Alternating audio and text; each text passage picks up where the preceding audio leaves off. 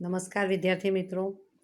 हमने हरित क्रांति के बारे में देखा और कृषि क्षेत्र का भारतीय अर्थतंत्र में योगदान है वो देखा। अभी हम देखेंगे अनाज संरक्षण कि अनाज हमारी जो प्राथमिक ज़रूरियात है तो उसकी सुरक्षा किस तरह की जाती है।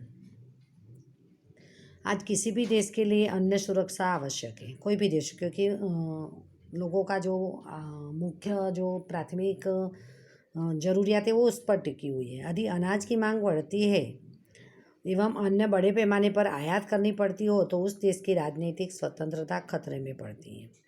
कि अनाज की मांग बढ़े, जनसंख्या बढ़ती है तो अनाज की मांग भी बढ़ती है, लेकिन इतना उत्पादन अगर देश में नहीं होता है तो आयात करना पड़ता है।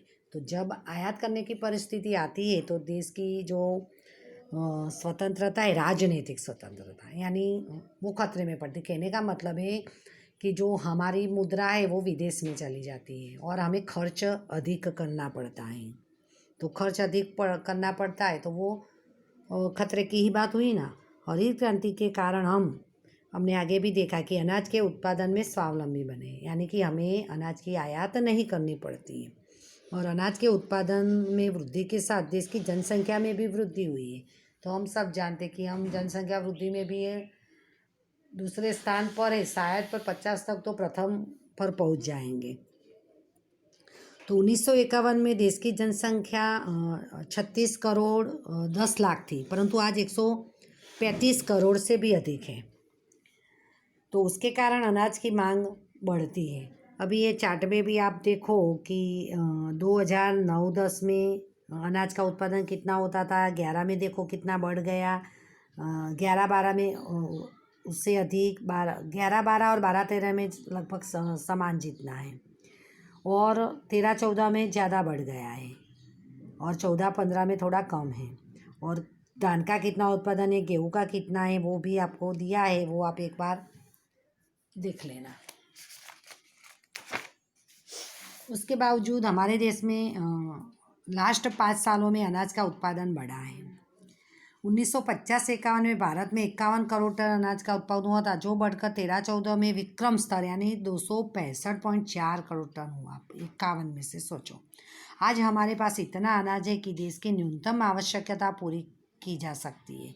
इस भंडार को बनाए रखना एवं उसमें वृद्धि करना आवश्यक है कि जो हमारे अनाज के भंडार है वो भरे रहे और उसमें और ज़्यादा भी वृद्धि हो, वो ज़रूरी है, क्योंकि सामने हमारे देश की जनसंख्या भी बढ़ती रहती है। अनाज का सुरक्षित भंडार खड़ा कर अकाल या अनाज के कम उत्पादन के समय अनाज की तंगी को रोका जा सकता है। अभी देखो कि कभी अकाल पड़ता है कि बारिश बिल्कुल नहीं होती और ज़्यादा बारिश होती है। अभी इस साल देखो ज़्यादा ही बारिश हो रही तो भी फसल जो है ख़राब हो जाती है, तभी अनाज की तंगी हो जाती है, कमी हो जाती है। तो अगर अनाज का भंडार भरा हुआ है अगले साल का तो हम उसको काम में मतलब ले सकते हैं। और अनाज के गोदामे में रहे अनाज को सुरक्षित रखने की वैज्ञानिक पद्धतियाँ अपनाकर अनाज को बिगड़ने होने से बचाया जा सकता है। अभी हम देखते हैं कि हम अपने घर में ही 1 साल का अनाज भरते तो कई बार उसमें कीड़े जंतु वगैरह पड़ते तो बिगड़ जाता है। तो ये तो देखो पूरे देश के लिए अनाज के गोदाम भरे जाते तो उसको भी सुरक्षित रखने के लिए उस समय वैज्ञानिक ढंग से उसको सुरक्षित रखा जाता है।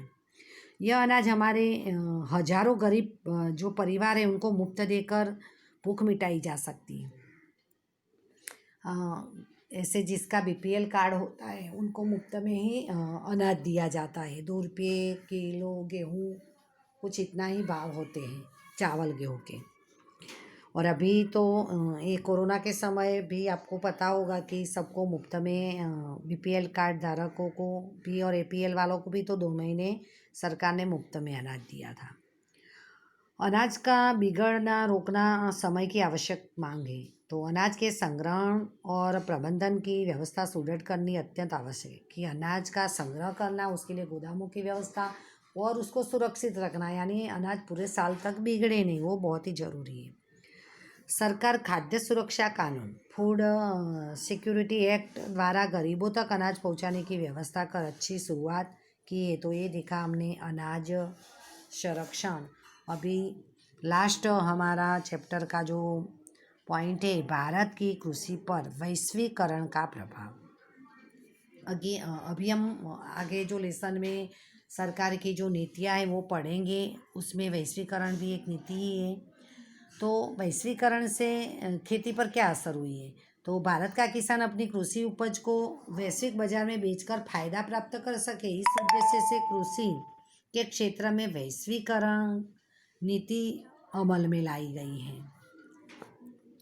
वैश्वीकरण यानी विश्व के देशों के साथ अपने देश का भी कांटेक्ट होना, यानी व्यापार विनिमय में, और व्यापार विनिमय बढ़े तो ही देश अपने देश का जो सामान है निर्यात करके वो विदेशी मुद्रा प्राप्त कर सकता है, और खेडूत किसान को भी अपनी उपज के अच्छे भाव मिल सकते हैं।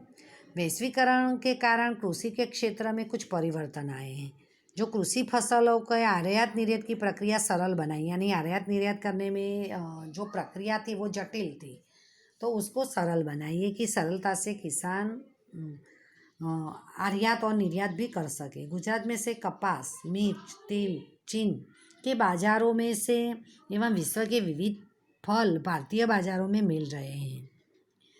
और वैश्वीकरण से भारत में बहुराष्ट्रीय कंपनियों द्वारा विक्रय किए जाने ऊंची कीमत के जेनेटिकली मॉडिफाइड बीटी बीज आए हैं। बहुराष्ट्रीय कंपनी यानी विदेश की कंपनियां जो हमारे देश में हैं, तो वो कंपनियां ने जो हम बीटी बीज कहते हैं, जेनेटिक मॉडिफाइड बीज, तो उससे जो उत्पादन है वो अच्छा होता है। उससे कृषि में खर्च बढ़ा है, क्योंकि ऐसा बीज खरीदने महंगा होता है तो खर्च बढ़ा है, परंतु कपास एवं मक्के के उत्पादन में वृद्धि भी हुई है, उत्पादन बढ़ा है। आयात सरल होने से हमारे घरेलू कृषि उत्पादनों को यहाँ स्पर्धा का सामना करना पड़ रहा है। देखो, आयात सरल बनाई, यानी हम चीज़ वस्तुओं को विदेश में से लाना है तो भी ला सकते हैं, वो प्रक्रिया भी सरल है। तो हमारे घरेलू कृषि उत्पादनों का जो घरेलू कृषि उत्पादनों को यहाँ स्पर्धा का सामना, घर में जो कृषि उत्पादन होते हैं वो चीज़ों को मतलब प्रॉब्लम होती है, क्योंकि सामने चीज़ें जो सस्ती मिलती है पड़ती है वो विदेश में से आयात की जाती है, तो हमारे देश की चीज़ें नहीं बिकती हैं। कुछ उत्पादनों को वैश्विक बाजार मिलने से उनके पेटेंट रजिस्ट्रेशन की आवश्यकता उत्पन्न हुई, यानी रजिस्ट्रेशन करवाना पड़ता है निर्यात करना है। तो विश्व बाजार में हमारी गुणवत्ता युक्त कृषि उपजों का पेटेंट देश के नाम कराना आवश्यक है। तो भारत को कृषि क्षेत्र में होने वाली स्पर्धा का सामना करने के लिए नवीन तकनीक अपनाकर गुणवत्ता पर ध्यान देना होगा, यानी हमारी जो फसल है उसकी गुणवत्ता मीन्स क्वालिटी है वो अच्छी होनी चाहिए। क्वालिटी अच्छी होती है तो ही सामान बिकता है। और कृषि क्षेत्र में जुड़े लोगों की आर्थिक उन्नति एवं सदृढ़ता बढ़ाने के लिए योजना पूर्वक कदम उठाने होंगे, यानी किसान के वो समृद्ध बने, इसीलिए योजनाबद्ध कदम उठाने पड़ेंगे।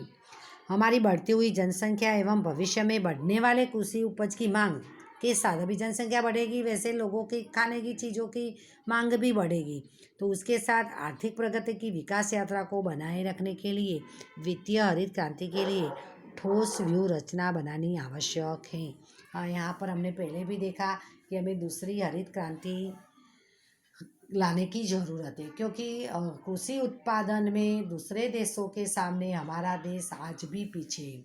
कि इजराइल जैसे छोटे देश देखो, खेती क्षेत्र में उन्होंने कितने नए नए संशोधन किए, तो हमारा देश तो कृषि प्रधान राष्ट्र है, फिर भी कृषि उत्पादन में विश्व के सामने वो पीछे हैं। तो उसके लिए अगर दूसरी हरित क्रांति आए तो शायद हम विश्व के देशों के साथ कदम से कदम मिला सकते हैं। तो यहाँ पर हमारा ये चैप्टर पूरा होता है। ये चैप्टर मैंने पहले भी मत बताया कि 5 मार्क्स का है। एक बड़ा क्वेश्चन आता ही कोई भी एक 4 मार्क्स में, तो आपको याद करना है, सिर्फ स्वाध्याय पर डिपेंड नहीं रहना है, पूरा चैप्टर पढ़ना है और सारे टॉपिक याद करने हैं। और उसमें से आपको बैठा तो कोई सवाल उसी में जैसा दिया है ऐसा कोई सवाल आने वाला नहीं है, बनाकर किसी तरह भी सवाल आ सकते हैं। तो ध्यान से लेसन भी पढ़ना है और स्वाध्याय भी आपको कॉपी में लिख देना है।